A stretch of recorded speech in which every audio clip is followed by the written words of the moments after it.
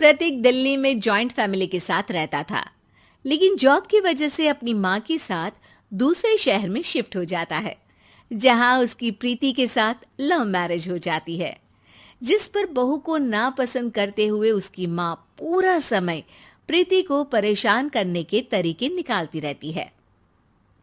प्रीति, कहाँ हो? सुबह का नाश्ता दोपहर में खिलाओगी क्या?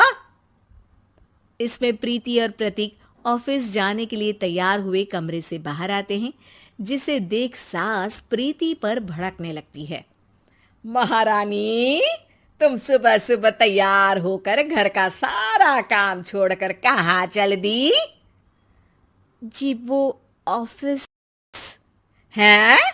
तुम ऑफिस जाओगी तो घर में जो सफाई, नाश्ता, खाने का काम है वो क्या मैं करूंगी? माँ, मैंने उससे वादा किया था कि वो जॉब कंटिन्यू कर सकती है। अरे वाह जी वाह, दोनों आपस में सलाह कर फैसले ले लिए। मैं क्या यहाँ बेवकूफ बैठी हूँ? मुझसे पूछना किसी ने जरूरी नहीं समझा? मम्मी, आप फिक्र ना करें, मैं आज ही रेजिग्नेशन दे दूंगी। प्रीति ऑफिस के लिए चली जाती है और अगले दिन से जॉब छोड़ घर के कामों में लग जाती है, लेकिन साथ ही उदास भी रहने लगती है, जिसे देख प्रतीक को अच्छा नहीं लगता। मुझे पता है तुम्हें अपनी जॉब कितनी पसंद थी। आई एम सॉरी प्रीति। अरे कुछ नहीं होता, बस मम्मी खुश रहनी चाहिए। अब प्रीति अपनी सास को खुश करने और उनका दिल जीतने की जी तोड़ कोशिश करती रहती है, पर सास कभी उससे सीधे मुंह बात तक नहीं करती। इसी तरह दिन बीतने लगते हैं। एक शाम प्रतीक ऑफिस से परेशान घर वापस आता है। माँ, चाची का फोन आया था। दादी की तबीयत बहुत खराब है, हमें दिल्ली जाना होगा। पति की बात सुन प्रीति तो पैकिंग शुरू भी कर देती है, पर माँ वहीं बूत बनी खड़ी रह जाती है।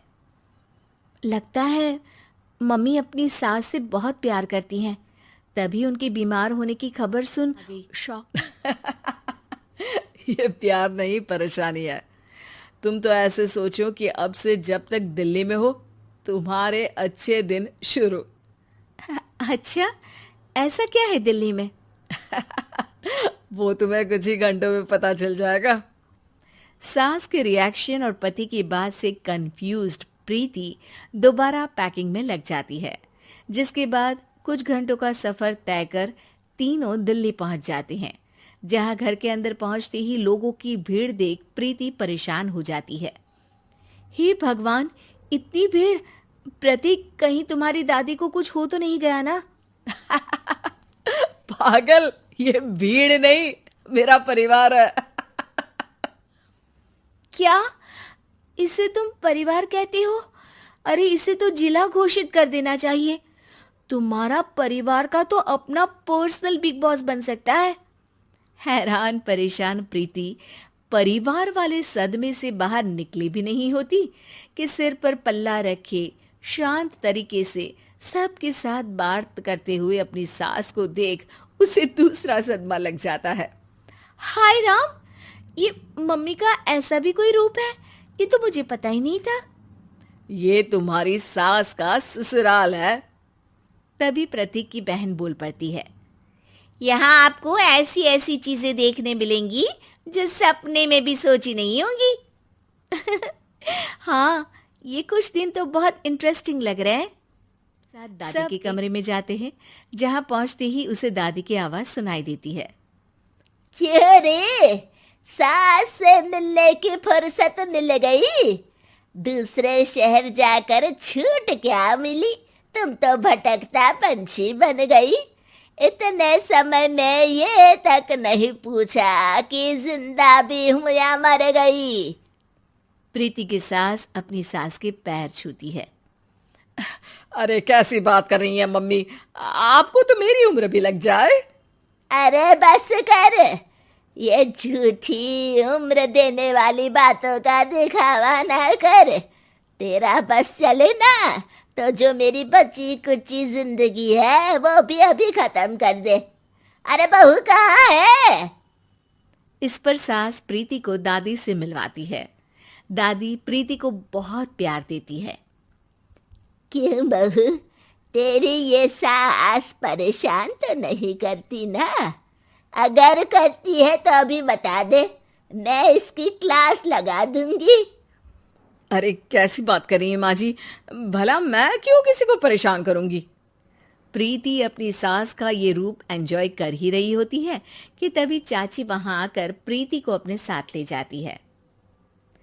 सास की क्लास लगते देख जो खुशी मिल रही थी वो तुम्हारे चेहरे से साफ पता चल रही थी, इसीलिए ले आई, क्योंकि अगर उन्हें पता चल जाता तो तुम्हारी खैर नहीं थी।